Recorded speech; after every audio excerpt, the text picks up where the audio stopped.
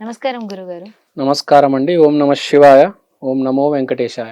గురుగారు, బంగ్లాదేశ్‌లో ఉన్న అరాచకాలు ఇంకా తగ్గట్లేదు. హిందువుల పేరెత్తితేనే వారి ఉనికి లేకుండా చేస్తున్నారు. అయితే ఇప్పుడు రీసెంట్‌గా చిన్మయ్ దాస్ గారిని కూడా అరెస్ట్ చేశారు. అసలు ఎందుకు ఇలా చేస్తున్నారు? అంటే బంగ్లాదేశ్ నుంచి మన హిందువులు వెళ్ళిపోతే గాని వాళ్ళు శాంతించరంటారా? ఇప్పుడు బంగ్లాదేశ్‌కి హసీనా గారు 20 సంవత్సరాలుగా ప్రైమ్ మినిస్టర్‌గా ఉన్నారు. హ్మ్. ఆవిడ ఉన్నంత వరకు హిందూస్‌కి ఏదో కొద్దిగా భద్రత ఉంది. ఓకే. ఇప్పుడు హసీనా గారిని బాగా గొడవలు చేసి హ్మ్. పంపించేశారు. హ్మ్. ఇప్పుడు కొత్త ఆయన వచ్చారు. కొత్త ఆయన ఏంటంటే హిందువుల్ని బతకనివ్వకూడదు. ఓకే. సో హిందువుల మీద దాడులు జరుగుతున్నాయి. అయితే చిన్మయ దాస్ అనే ఇస్కాన్ మాంక్ హ్మ్. 8 పాయింట్స్ పెట్టారు. మాకు హిందూస్కి రైట్స్ కావాలి అని. హ్మ్. Through his lawyer. ఓకే. ఆ గుంపులు ఆ గొడవల్లో వాళ్ళ లాయర్ని చంపేశారు. ఓహ్! ఇప్పుడు చిన్మయ్ దాస్ని కూడా అరెస్ట్ చేశారు. ఇప్పుడు ఇక్కడ ఇండియాలో సనాతన మూమెంట్ అని బాగేశ్వర్ ధామ్, హ్మ్. బాగేశ్వర్ బాబా తెలుసు కదా మీకు, హ్మ్. మొదలుపెట్టారు. సంజయ్ దత్ గారు, బాగేశ్వర్ బాబా గారు ర్యాలీ కూడా తీశారు హ్మ్. ఈ ఇష్యూని అడ్రస్ చేయడానికి. ఏంటంటే బంగ్లాదేశ్లో హిందువుల్ని మనము కాపాడాలి. ఓకే. ఇప్పుడు ఈ ఇష్యూని బాగా రేస్ చేస్తే ఇక్కడ ఆంధ్రప్రదేశ్లో దమ్ము ధైర్యం ఉన్న మగవాడి పేరు పవన్ కళ్యాణ్. హ్మ్. అతను కూడా ఈ ఇష్యూని రేస్ చేశారు. రేస్ చేశారు. పనికిరాని చాలా మంది నాయకులు ఇండియాలో ఉన్నారు. ఈ ఇష్యూని రేస్ చేయకుండా సైలెంట్గా ఉంటున్నారు. మనకెందుకు ఆ ఇష్యూ? హ్మ్. నువ్వు హిందువే, నీది సనాతన ధర్మమే, కానీ నాకేంటి, నాకేమైనా ఓట్లు వస్తాయా అంటే సెల్ఫిష్నెస్. హ్మ్. మనం ఒక ధర్మంలో ఉన్నప్పుడు దాని పట్ల మనకు రెస్పాన్సిబిలిటీ ఉంటుంది. అవును. అలాంటి పర్సన్స్లో బాగేశ్వర్ ధామ్, బాగేశ్వర్ బాబా, సంజయ్ దత్, పవన్ కళ్యాణ్, బీజేపీ వీళ్ళందరూ వాయిస్ రేస్ చేస్తున్నారు. వీళ్ళందరూ వాయిస్ రేస్ చేస్తే అది ప్రధానమంత్రి మోడీ దగ్గరికి వెళ్తే మోడీ గారు ప్రెషర్ పెడతారు బంగ్లాదేశ్ గవర్నమెంట్ని. ఓకే. ప్రెషర్ పెడితే అప్పుడు మన హిందూస్ అక్కడ కొంచెం వాళ్ళకు ఒక సేఫ్టీ వస్తుంది. లేదంటే మనము చాలా ఈజీ వాళ్ళ మీద దాడి చేయడం. హ్మ్. మనకు బలం ఎక్కువ ఉంది. అది ఒక చిన్న దేశం, అది కూడా బాగా పేద దేశం. అది హ్మ్. 2 నిమిషాల్లో మనం వాళ్ళని కంట్రోల్ చేయగలం. హ్మ్. సో ఇక్కడ పాయింట్ ఏంటంటే ఆ ఇష్యూని రేజ్ చేయాలి, దాన్ని కొంచెం సీరియస్ తీసుకుంటే. హ్మ్. ఇప్పుడు పాయింట్ ఏంటంటే ఇప్పుడు మనము ఆ ఇష్యూని మీరు సీరియస్గా తీసుకోకపోతే మేము మీకు నెక్స్ట్ టైం ఓట్ వేయము హ్మ్. అన్నట్టుగా మనం ఆ ఇష్యూని బాగా రేస్ చేస్తే అప్పుడు మోడీ గారు ప్రెషర్ పెడతారు బంగ్లాదేశ్ని. హ్మ్. ప్లస్ మోడీ గారు కూడా ఒక రెస్పాన్సిబిలిటీ ఉంది. హ్మ్. కానీ ఒక్క మనిషి మాట్లాడితే సరిపోదు కదా, అందరూ మాట్లాడాలి కదా. అవును. ఇక్కడ తెలంగాణలో ఎవరు మాట్లాడారండి అడుగుతున్నాను. హ్మ్. ఓపెన్గా బయటకు వచ్చి మాట్లాడింది ఎవరండి? పవన్ కళ్యాణ్ గారు. అక్కడ నార్త్లో బాగేశ్వర్ బాబా గారు, సంజయ్ దత్ గారు. హ్మ్. సో చాలా తక్కువ మంది ఇప్పుడు రైట్. మన రియాక్ట్ అవుతున్నారు. మన హిందువుల్లో ఏంటంటే మన పక్కనోడికి ఏమైతే మనకేంటి, అవును. పోతే పోయిందిలే, దులిపేసుకుంటే అయిపోతుంది, ఈ అనుకుంటా. టైప్లో ఎక్కువ మంది ఉన్నారు. హ్మ్. మనం అందరం ఒకటి. ఇప్పుడు ముస్లిమ్స్లో ఎంత యూనిటీ ఉంటుంది? అవును. చాలా యూనిటీ ఉంటుంది. హిందూస్లో అసలు యూనిటీనే లేదు.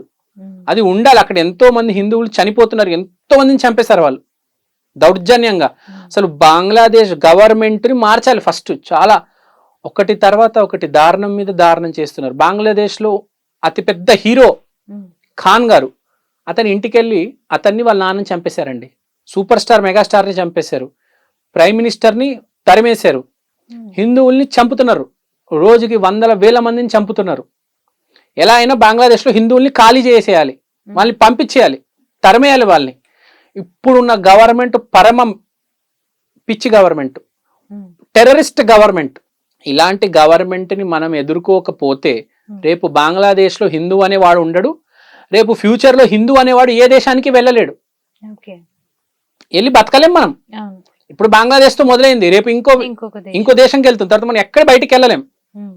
సో కాబట్టి మీరు ముస్లింని తీసుకోండి, ఇక్కడ బాబ్రీ మస్జిద్ కూల్చేస్తే హ్మ్. దుబాయ్లో ఒక స్కూల్లో ఒక చిన్న హిందూ పిల్లోడిని కొట్టారండి, తెలుసా మీకు? ఇక్కడ బాబ్రీ మస్జిద్ కూల్చేస్తే దుబాయ్లో ఆ గల్ఫ్ కంట్రీస్లో స్కూల్స్లో చిన్న చిన్న పిల్లల్ని కొట్టారు వాళ్ళు. హ్మ్. అంటే వీళ్ళు ఎలా ఉన్నారు చూడండి. అసలు అర్థం, అసలు ఏం వాళ్ళకి సెన్స్ ఉండదు. ప్రతిదానికి రియాక్ట్ అవుతారు, అది కూడా రాంగ్. రాంగ్ వేలో రియాక్ట్ అవుతారు. కరెక్ట్ వేలో రియాక్ట్ అవ్వాలి, ఉమ్, కరెక్ట్ రీజన్ ఉండాలి. ఇక్కడ నువ్వు అయోధ్య రాముడు జన్మించిన స్థలం, ఉమ్, అక్కడ మా గుడి ఉంటే నువ్వు మస్జిద్ కట్టావు.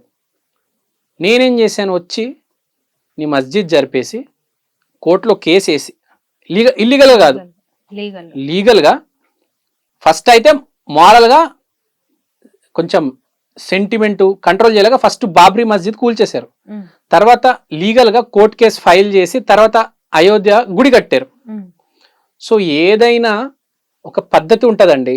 ఇప్పుడు మనము ఒక విధంగా చాలా ప్రాపర్గా రియాక్ట్ అవుతాం, వాళ్ళు సరిగ్గా రియాక్ట్ అవ్వడం లేదు.